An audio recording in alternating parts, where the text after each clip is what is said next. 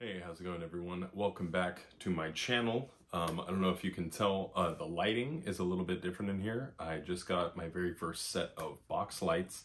I do have a new camera on the way. I have a mic. Soon you're going to see an actual mic here. I got a little boom for the mic as well, so things are in the works. Things are going to start being polished. But until all that stuff shows up, I still have the means to make these videos, and that's what I'm going to do. The thing I want to talk to you today about is when you stop drinking, the effect that can have on the world around you, the people around you that you might not have considered. So, for example, when I was drinking, I thought it was predominantly just myself that I was affecting. And sure, like my girlfriend, I know that my actions affected her. But when I stopped drinking, I did not think of the ripple effect that has with the people in your life. Because just as you have all these very deep interpersonal problems and difficulties that you're working with on a daily basis, so too does everyone else. And that might seem self-explanatory or obvious, but I don't think we ever really stop and consider it. Like if you were to see a crowd of people, each and every one of those people has their own specific, unique, different things that they've had to work through in their life, their own challenges. And when you see someone close to you do something like getting sober, it affects you. It makes you think about, it makes you stop and analyze yourself in your own life.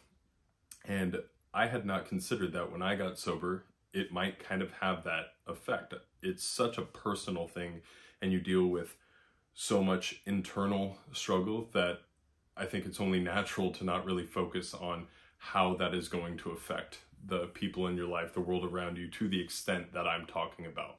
I drank a lot, and I'm a very talkative person, and I'm a people person. I like to be the life of the party.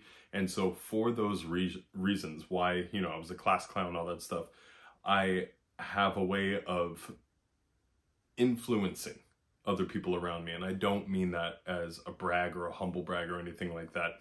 It's just, I think within certain friend groups, you have the people that are more outspoken, and for better or for worse, their actions end up bleeding out into other people's thoughts a little bit. That doesn't mean that they control anyone or that people are going to act on those thoughts, but typically people will think about them.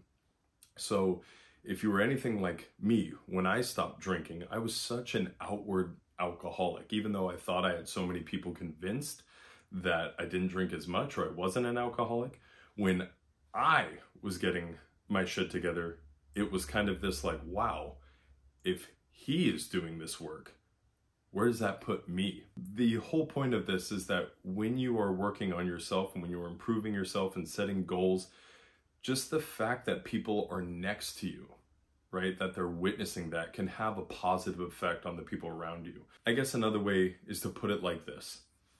Let's say I was getting sober, right, and people were watching me and they were going, wow, he's really doing it.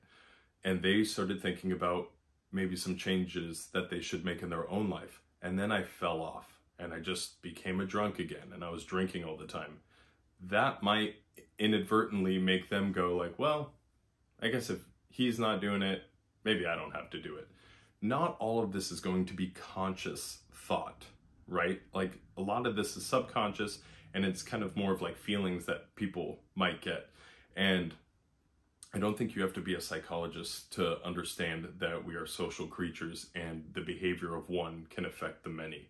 The point being is that when you lead by example, a lot of the times people will see that and want to emulate those better qualities that you are at least striving for, and it seems more obtainable and attainable to them because they know you, they have familiarity with you, you are on a ground level with them.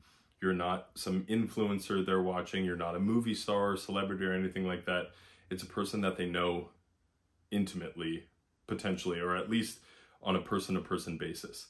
And through that change, a lot of fulfillment can come. And I know this from people reaching out and telling me that me being vocal about my sobriety, the things that have helped me in the past have been beneficial for them. When I did get sober, I didn't think about any of this. I had not approached it from that angle. It is only through years of people reaching out and saying that watching my content has helped them, or by people in my life talking to me directly and saying, hey, when you started getting sober, it made me question things about my life. Even if that doesn't mean that they get sober, but they might start making better decisions, maybe start pulling back on the binge drinking or the partying, or at the very least set some goals.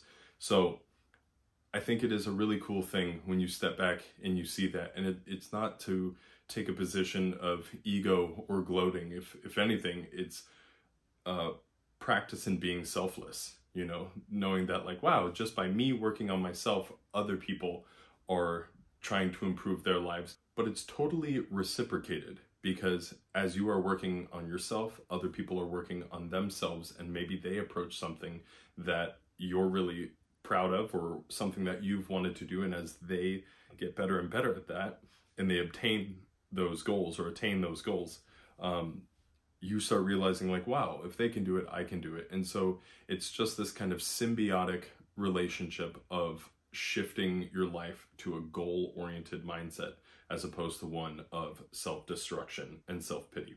This all being said, I would like to touch base on one quick other thing before I end this video. The idea of victimhood for ourselves in alcoholism, I think, is a common thing that people fall into because they're dealing with the fallout and the negativity that alcoholism undoubtedly brings. And so it's easy to think that you are a victim. But I think the only way you can really classify or see yourself as a victim in this scenario is if you're going to admit that you are a victim of yourself, right? These aren't external factors that are forcing your hand to pour a drink and ingest it. These are your behaviors. These are your decisions. And I understand that there are other people that think differently, that this is a disease, this isn't entirely their fault. I am not here trying to make an objective claim that this is the way it is. What I'm doing is I'm saying this is how I frame it in my mind, because these are my own personal beliefs, but this is also what works for me. When I remove the idea that it's a disease and I take the full accountability, the full weight of these actions, what that allows me to do is realize that yes, I was the one that drove my life into the ground, and I am the one who can reconstruct it in any manner I see fit. So that's a huge part of the reason why I view it that way. The other thing is victimization has a really quick and slippery slope down to inaction.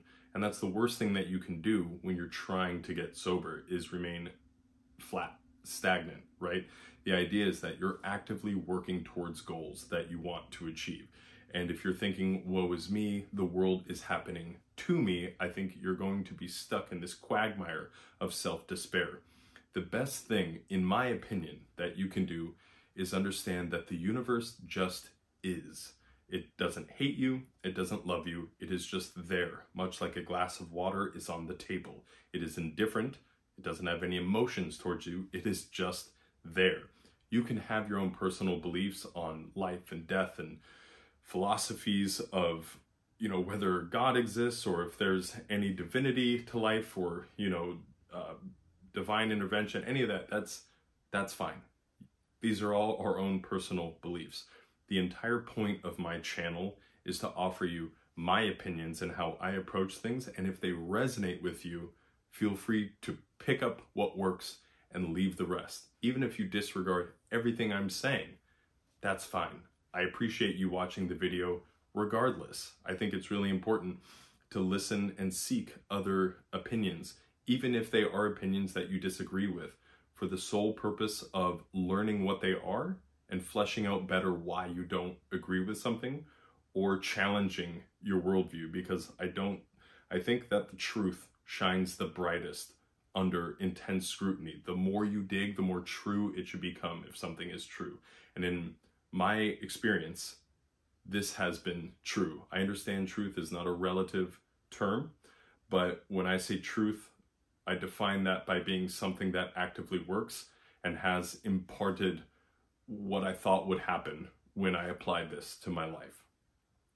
This all being said, this was a kind of a ramble, like a rant off the cuff. I would like to kind of work on a little bit more of loose scripting in the future. I know myself, I do best when I am doing things ad hoc or just off the cuff, to prevent myself from going on tangents, which is something that I am inclined to do. I think having a loose framework would greatly benefit me. I'm currently still learning Final Cut Pro, which is an editing software, and why I'm saying any of this is I just want full transparency for my channel, and I think it might be interesting for some people, if my channel does grow really large, to see like that you were with me the entirety of the way. So I have, like I said at the beginning of the video, I have more filming equipment showing up. I'm learning the editing software, so hopefully I can have kind of like a dedicated intro, outro. I'm looking into what music I can use so it isn't always just this flat me talking and nothing in the background, just to make it more pleasant all the way around. So hopefully in the next couple weeks here, things should start really looking pretty cool. And so I'm really excited. I hope you guys are excited as well. Last thing I'll say is that I am going to be making my horror book reviews, my horror movie reviews. I have the idea, I think I talked about it in the last video, about doing the graveyard walkthroughs.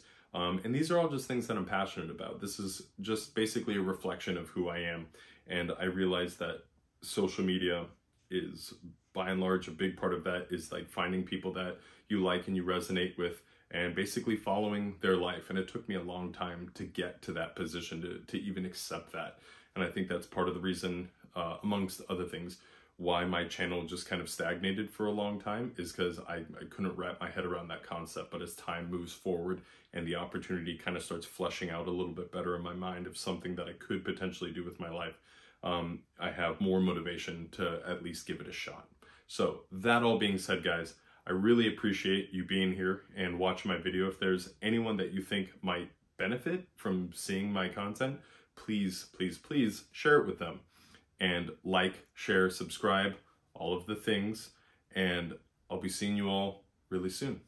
Thanks for watching. Love y'all so much.